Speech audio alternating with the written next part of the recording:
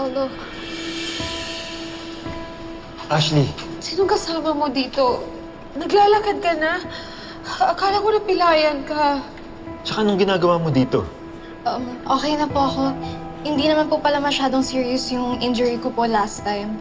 Tsaka, pinayagan na rin po ako ni Mami na pumunta po dito. Di ba pinagbawalan ka nila na dalawin si Jasmine?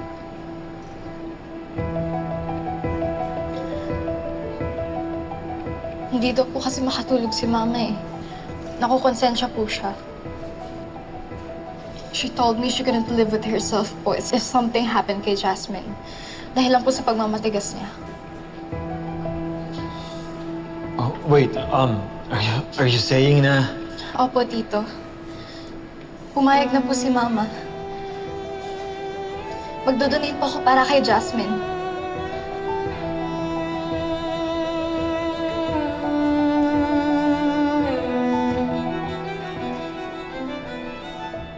Ashley, hindi mo alam kung gaano mo kami napasaya sa mga sinabi mo. Marge, sinagot na yung mga dasal natin.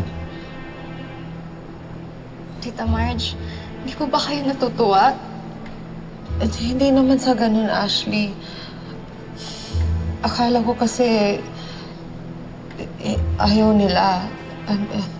Nabigla lang ako na pumayag yung mama mo.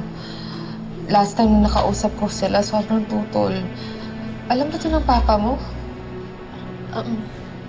Opo, Tita. Nagkaroon na po sila ng serious talk. Napaliwanag na po ni Mama kay Papa, kaya po pumayag na po si Papa. Kung ganun, bakit hindi mo sila kasama dito ngayon? Ano po kasi, si Mama po, nagre-recover pa po siya from the car accident po last time. At si Papa po, susunod po siya mamaya. Pinauna lang po nila ako since alam naman po namin na kailangan na po talaga ni Jasmine yung donor. Urgent po yung situation. Paolo, pwede bang tawagan mo si Edward?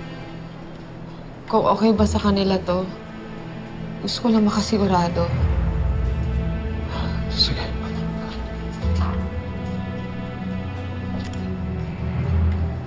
Tawagan ko lang.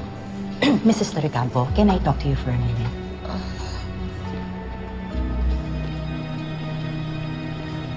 Paolo. Paolo, huwag na po, please. Huwag niyo na po tawagin si Papa. Huwag niyo na po ituloy. Bakit, Ashley? Nagsinungaling lang po ako sa inyo. What? Actually, this is wrong. We cannot do this without their consent. I know po, Tito. Alam ko pong mali po to. Pero Tito, hindi na po importante ngayon kung tama o mali to. Dito lang po nakasalala yung buhay ni Jasmine. Mahal ko po si Jasmine. Lalo na po na nalaman ko na magkapatid kami. Hindi ko po kakayanin na mawala si Jasmine. Lalo na alam kong wala pa akong nagagawa para iligtas po siya. Kaya please po, Tito, payagan niyo na lang ako. Payagan niyo na lang po ako mag-donate. Alang-alang sa paggaling ni Jasmine. Kasi kung hindi niyo po ako papayagan ngayon na mag-donate dito, baka po mamatay si Jas. Yun po ba yung gusto niyo? Yung mamatay po yung anak niyo kasi natatakot po kayo kay na Papa? Please, Vito.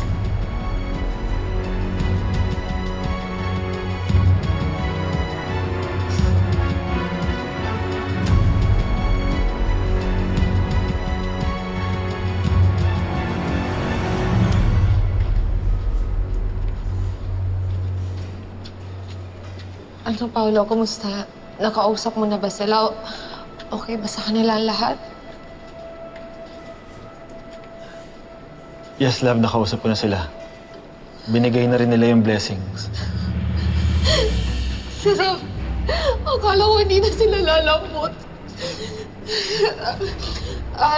Doc, ito po yung concept ni Ashley.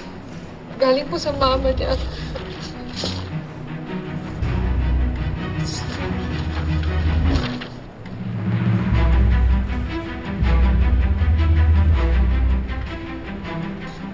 I see. Pero since minor pa si Ashley, I will still need to verify ang physical presence ng kanyang magulang o legal guardian bago tayo mag-proceed with the actual procedure. Doc? Doc, ako ho yung biological father ni Ashley. At yung tumatayong ama niya naman po, si Edward. Papunta na rin po dito. Doc, nakikiusap po ako, gahol na ho tayo sa oras. Kailangan na po ito ni Jasmine. Baka ho sa bawat minutong lumilipas, lalo hong nangihina yung anak ko. But, simulan na ho natin yung procedure, Doc. Buhay ho ng anak kong nakataya dito. Please. All right. We'll start the initial workups and preparation for harvesting immediately. Ashley, if you can follow me, please.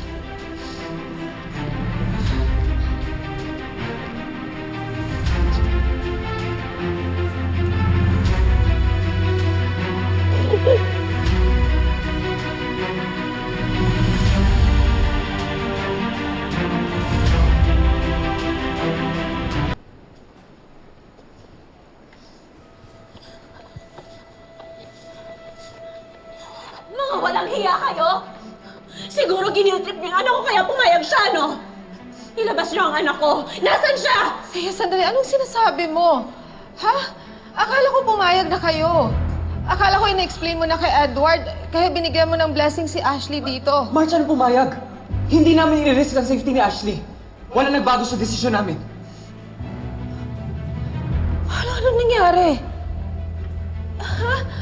Akala ko nakausap mo na si Edward. Akala ko okay na lahat. I'm sorry, Marge. Sobrang desperado na ako.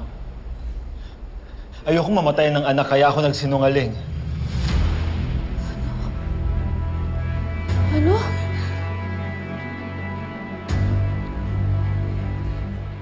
Huwag ka nang magkunwaring inosente, Marge! Alam ko nga, ikaw yung atat na mag-donate si Ashley! Kung alam ko lang, hindi ako papayag. O kung ganun, ilabas niyo siya. Ngayon din, iuwi na namin siya. Nasaan ang anak ko? Edward, hindi na pwede. Nasa loob na si Ashley. Ongoing na yung procedure. Hayop ka! Hayop ka! Kaya makinig ka lang muna. Makinig ka muna. Hayop ka! Ano? Hindi ka talaga titigil hanggat hindi mo nakukuha ang gusto mo! Pati anak ko gagamitin mo para sa pansarili mong interes! Hindi, makinig ka muna. Wala akong pakialam sa paliwanag mo! Kapag may nangyaring masama sa anak ko, papatayin kita! Ayun! Paano mo nagawa sa akin? Tama na! Tama na! Tama na! Tama na! Tama na! Tama na! Kapal ang mukha mo lumapad sa akin! Ano ko? Tama na!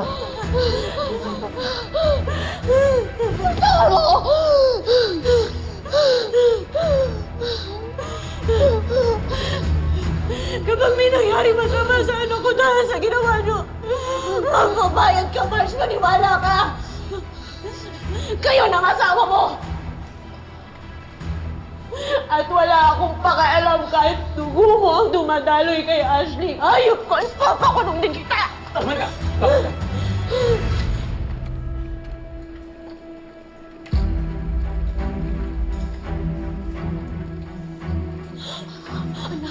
Ashley! Ashley! Ashley! Ano ba?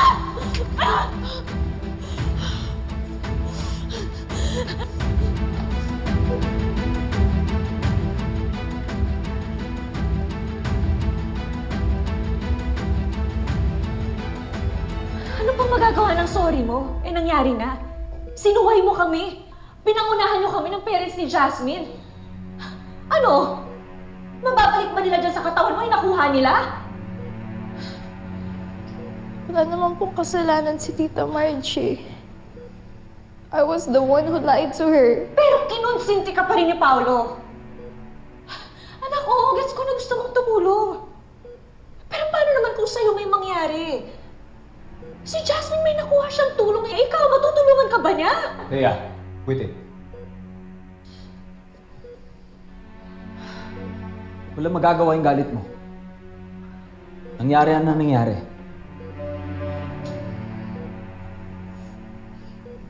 Hayaan mo muna magpahinga to si Ashley. Kita mo nanghihina, oh.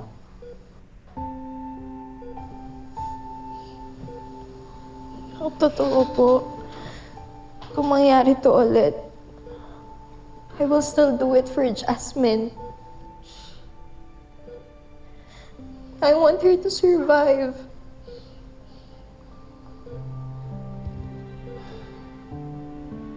Alam ko, anak. I know you're both disappointed po sa akin. Pero hindi po ako mag-apologize for helping her. But I do ask for forgiveness po. Kasi hindi ko po kayo sinunod. I'm sorry. Please forgive me po. Papa. Mama.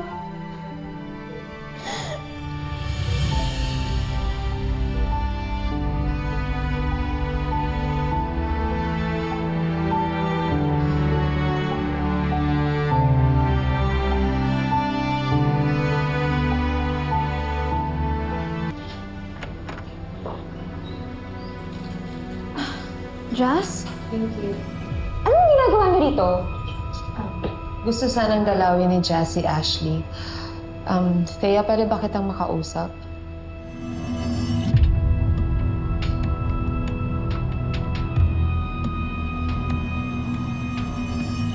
Thank you for letting Jazz talk to Ashley. Tama lang naman na magpasalamat ang anak mo kay Ashley. Eh kung hindi dahil sa anak ko, malamang pinaglalamayan na natin ang anak mo. Tama ka. Actually, gusto ko rin magpasalamat sa generosity mo. Dahil alam kong pumayag ka nung umpisa. Alam kong binawi mo dahil kamunti ka nang mawala sa'yo si Ashley. Kaya alam ko deep inside, malambot ang puso mo sa anak ko.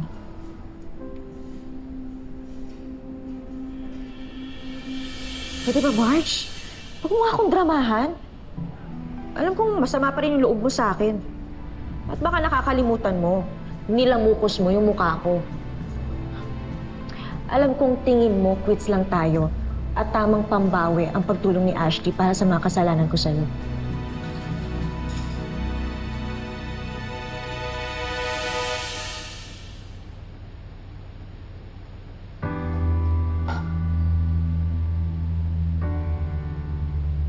I'm sorry for being rude and petty to you, Ash. Tama ka. Hinayaan kong masira ang samahan natin dahil lang sa isang guy. I miss our friendship so much.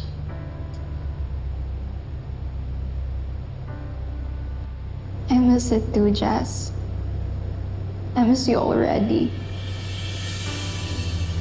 Hindi ka na ba galit sa akin? Hindi ko i-deny na nawala na yung galit ko sa ginawa niyong panluloko sa akin. Hindi ako makikipag-plastic na napatawad ko na kayo. Pero tama ka. Sapat ng kabayaran ng ginawa ni Ashley. I don't think buhay ng isang bata ang kapalit sa ginawa namin kasalanan sa'yo ni Paulo, Marge. Walang kasalanan si Ashley. I agree, Thea. Kaya gusto kong makipag-usap sa'yo ng maayos para makapagpasalamat at humingi ng sorry sa ginawa ni Paulo sa pagkonsintin sa anak niyo. Hindi na. And I don't care kung ikaw ang gusto ni Sander. Tanggap ko na that I'm simply just not his type. And now that I'm getting better because of you, mas may chance na ako to meet new guys, you know?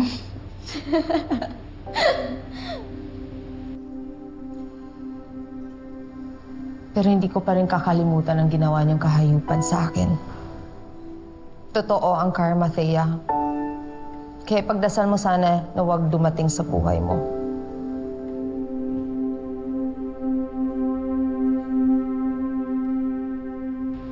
I just want things to go back to the way they were, Ash.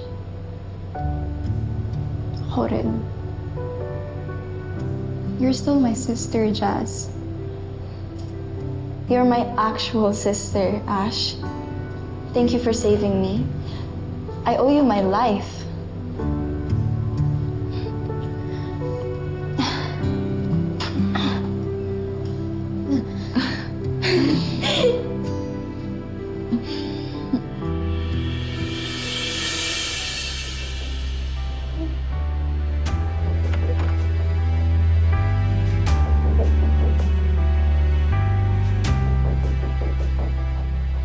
Sorry, ngayon lang ako nakadalaw sa iyo, no? Tita Reggie. Okay lang po, tita. Alam ko naman po kung bakit eh. Tatanawin namin ng malaking utang na loob ang tulong mo. Don't say that po, tita. Kulang pa nga po yung bayad ko para sa mga ginawang kasalanan ni mama sa pamilya ninyo eh. Ash, uulitin ko sa'yo, anak. Wala akong sama ng loob sa'yo. Wala kang atraso sa akin. Hindi mo kasalanan na nabuo ka sa pagkasala ng mama mo at ng asawa ko.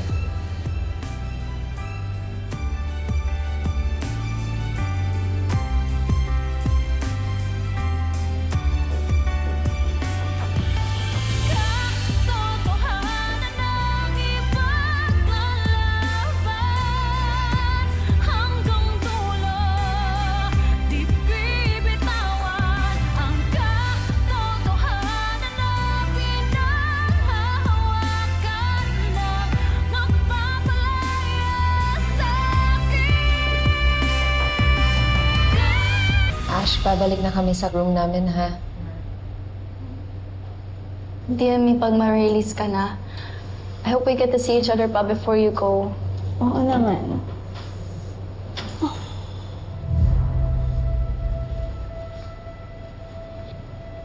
Ash, okay ka lang? Opo, tita.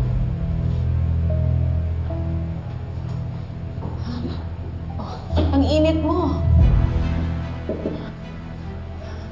Ash? Ash? Oh my God! Hoy! Ash! Ash, really?